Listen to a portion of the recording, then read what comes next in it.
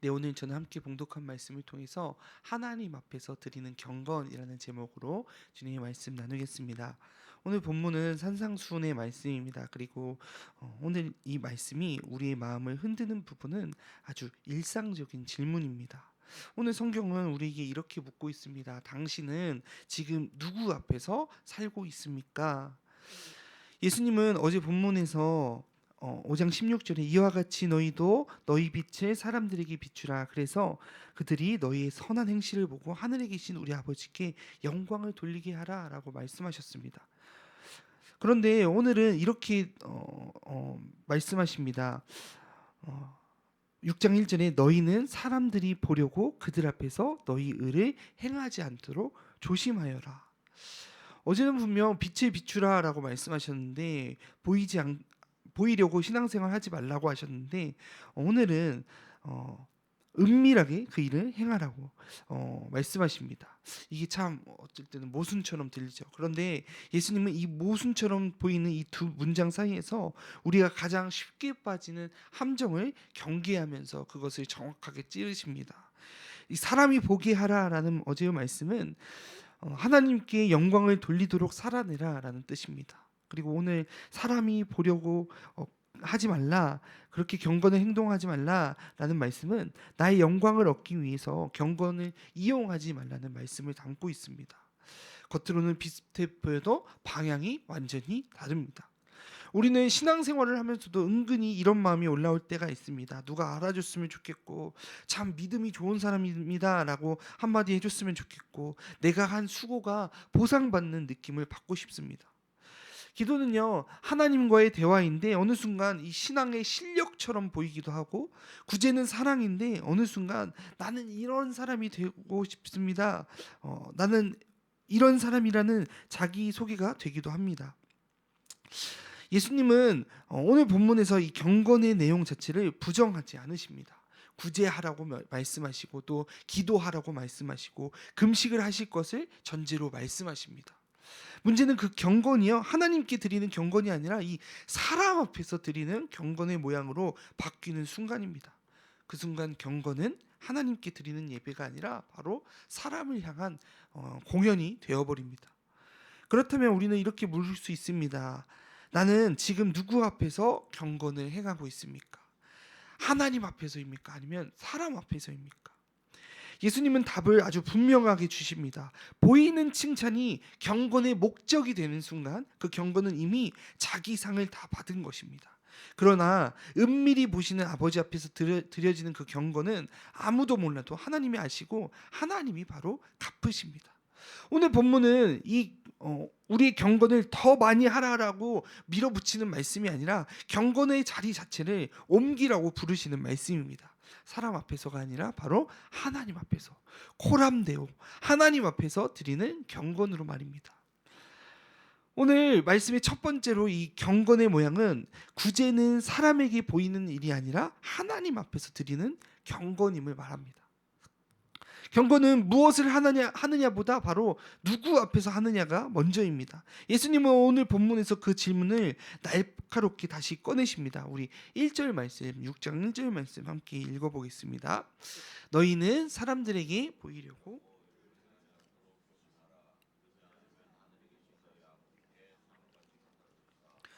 오늘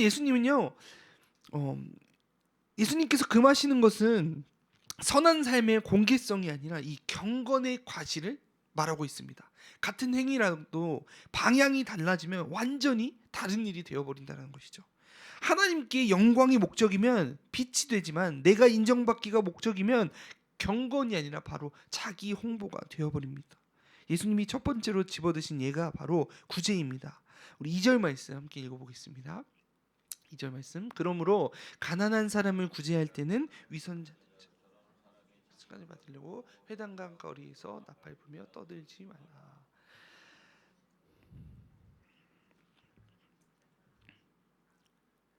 여기서 위선자라는 말이 생각납니다. 나팔을 분다라는 표현은 실제 나팔의 여부보다 시선을 끌고 칭찬을 확보하려는 연출을 겨냥합니다. 결국 그들이 원하는 것은 단 하나입니다. 사람들에게 받는 그 칭찬. 그래서 예수님은 단정적으로 말씀하십니다. 그들이 이미 자기 상을 다 받았다라고 말씀하시는 것입니다. 사람의 박수는 그들에게 이 영수증처럼 찍혀버립니다. 더 이상 받을 것이 없습니다.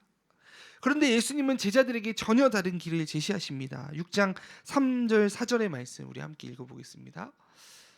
너는 가난한 사람을 구제할 때 오른손이 하는 일을 왼손이 모르게 하여라. 그래서 내 착한 행실을 아무도 모르게 하여라. 그리하면 남 모르게 숨어서 보시는 너희 아버지께서 너희에게 갚아주실 것이다. 오른손이 하는 일을 왼손이 모르게 하라는 말씀은 단지 비밀스럽게 하라라는 정도가 아닙니다. 내 마음 안에서도 내가 했다라는 그 자의식을 키우지 말라는 말씀입니다. 경건이 내 자랑으로 남는 순간 그 경건은 이미 하나님께서 받으시는 재물이 아니라 내가 나를 세우는 도구로 바뀌어 버립니다. 그리고 예수님은 보상을 완전히 다른 세계로 옮겨 놓으십니다. 사람의 칭찬은 즉시 지급되는 임금이지만 남모르게 보시는 하나님의 갚으심은 하나님께서 주시는 바로 은혜의 열매입니다. 이것이 오늘 본문이 말하는 이 코람데오 하나님 앞에서의 실제입니다. 구제는 도움이기도 하지만 더 깊게는 하나님을 나의 유일한 관객, 유일한 평가자로 모시는 예배의 행위라는 것이죠. 사람 앞에서 드러나지 않아도 흔들리지 않는 경건, 아무도 몰라도 하나님 앞에서 충분히 기쁜 경건, 그 경건이 바로 제자의 삶을 지탱하게 됩니다. 오늘 이 두 번째 경건의 모양은 바로 사람에게 보이려는 기도가 아니라 아버지께 드리는 기도를 하라는 것입니다. 오늘 본문이 주님이 가르쳐 주신 기도, 바로 주기도문을 담고 있죠. 우리는 경건을 말할 때 되게 더 많이 해야 한다고 생각합니다. 더 오래 기도하고 더 거룩한 말을 고르고 더 무릎을 꿇고 더 눈물을 흘려야 하나님이 들으실 것만 같다라고 생각합니다. 그런데 예수님께서는 여기서 그것보다 방향을 분명하게 하십니다. 더 그럴듯하게가 아니라 더 참되게라고 말씀하십니다. 더 크게 기도하는 것이 아니라 더 깊게 기도하는 것입니다. 예수님께서 지적하시는 첫 문제는 기도가 관계가 아니라 바로 공연이 되어버리는 것입니다. 기도는 원래 아버지와 자녀가 하는 대화인데 어느 순간 사람들의 시선이 끼어들면 그 대화가 무대가 되어버립니다. 하나님께 드린다라고는 말은 하지만 마음 한켠에서는 사람에게 보여진다라는 것을 기대합니다. 그래서 예수님은 회당과 그 모퉁이에 서서 기도하는 그 유대인들에 대해서 말씀하시는 것입니다. 경고하시는 것입니다. 기도의 자리 자체가 나쁘다는 말이 아니라 기도가 이 보이기 위한 자리가 되는 순간 이미 방향을 잃어버리게 된다라는 뜻입니다. 그때 기도는 하나님을 향하지 않고 바로 사람의 눈을 향합니다. 그리고 예수님은 그 내용을 아주 차갑게 결론 내리십니다. 그들은 이미 상을 자기가 이미 다 받았다. 사람의 칭찬과 사람의 인정과 사람의 좋은 소리, 그게 전부라는 뜻입니다. 그 이상은 없다라고 주님께서 말씀하시는 것입니다. 그 다음 예수님이 보여주시는 길은 단순합니다. 골방으로 들어가 문을 닫으라. 여기서 핵심은 장소가 아니라 대상의 순수함을 이야기하는 것입니다. 바로 아버지께만 보시는 그 자리로 들어가서 기도를 하라라는 것이죠.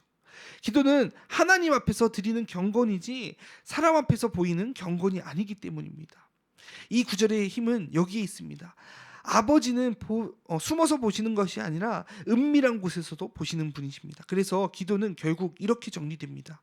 누가 보느냐가 아니라 누가 듣느냐의 차이로 갈립니다. 사람이 감탄하느냐 이것이 아니라 아버지와 연결되느냐 이것이 중요하다라는 것이죠. 그리고 예수님께서는 또 한 번 기도의 방향을 새롭게 하십니다. 이번에는 유대인 위선자가 아니라 이방인의 기도하는 방식, 곧 말로 신을 움직이려고 하는 그 기도를 경계하며 이야기하십니다. 증언부어는 단지 반복의 문제가 아니라 기도를 관계가 아니라 기술로 만드는 문제를 담고 있는 것입니다. 말을 많이 하면, 어떤 멋진 표현을 쓰면, 특정 표현을 붙이면 하나님께서 더 잘 들으실 거라고 생각합니다. 그런데 예수님께서는 단호하십니다. 너희 아버지께서 너희가 구하기 전에 너희에게 필요한 것이 무엇인지 다 아신다라고 말씀하시며, 기도는 정보를 전달하는 행위가 아니라 나의 의존의 대상이 누구인지를 고백하는 행위라는 것에 대해서 예수님께서 말씀하시는 것이죠. 그래서 주기도문이 등장합니다. 예수님은 제자들에게 이 기도의 모범을 보여주시는데 그 구조가 아주 놀랍도록 명확합니다. 먼저 우리의 욕심이 아니라 하나님의 영광이 앞에 등장합니다. 이름이 거룩히 여김을 받으시오며 나라가 임하시오며 뜻이 이루어집니다. 그리고 그 다음에야 우리의 필요를 구하라고 말씀하십니다. 일용할 양식과 용서와 보호와 악에서의 구원을 담고 있죠. 이것은 단순한 문장 배열을 말하고 있는 것이 아니라 기도의 순서가 어떻게 되어야 할지 예수님께서 가르쳐 주시고 있는 것입니다. 우리의 기도는 종종 나에 대한 것으로 시작하는데 예수님은 하나님에 대한 것으로 먼저 시작하라고 가르쳐 주시는 것입니다. 결국 참된 기도는 내 문제 해결이 아니라 하나님의 통치가 내 삶에 들어오게 하는 일이라는 것이죠. 여기서 아주 실제적인 질문이 생깁니다. 그럼 우리는 사람을 의식하는 기도를 완전히 끊어내야 합니까? 정답은 완전히가 아니라 방향을 돌리라는 것이죠. 예수님이 금지하는 것은 공적 기도가 아니라 공적 기도가 나를 드러내는 기도로 전락할 때, 나를 드러내는 수단으로 전락할 때 이것을 경계하라는 것이죠. 결국 기도의 성패는 표현이 아니라 동기입니다. 그리고 그 동기는 단 하나로 드러납니다. 기도가 끝난 뒤에 내가 무엇을 얻었느냐입니다. 바로 사람의 인정입니까? 아니면 아버지와의 더 깊은 친밀함입니까? 그리고 예수님은 기도에 대한 결론을 아주 한 문장으로 박아 넣으십니다. 너희가 사람의 잘못을 용서하면 너희 아버지께서도 용서하시지만 용서하지 않으면 아버지께서도 용서하지 않으신다. 이 말은 부담스럽지만 예수님이 말씀하시는 말씀은 핵심은 이것입니다. 너의 기도가 진짜라면 관계가 새롭게 되어지고 하나님의 은혜 안에서 관계가 바뀌게 된다는 것입니다. 하나님께 용서를 구하면서 사람을 미워한 채로 버티는 기도는 말은 기도인데 실제로는 자기 중심의 독백이 될 수 있다는 것이죠. 기도는 하나님을 이용하는 시간이 아니라 하나님께 붙들린 사람이 변화되는 시간입니다. 세 번째로 경건의 모양은 보이려는 금식이 아니라 하나님께만 드리는 금식입니다. 이 금식은 참 묘합니다. 겉으로는 아무것도 하지 않는 것 같지만 실제로는 마음이 가장 크게 드러나는 기도이기 때문입니다. 먹지 않는다는 것.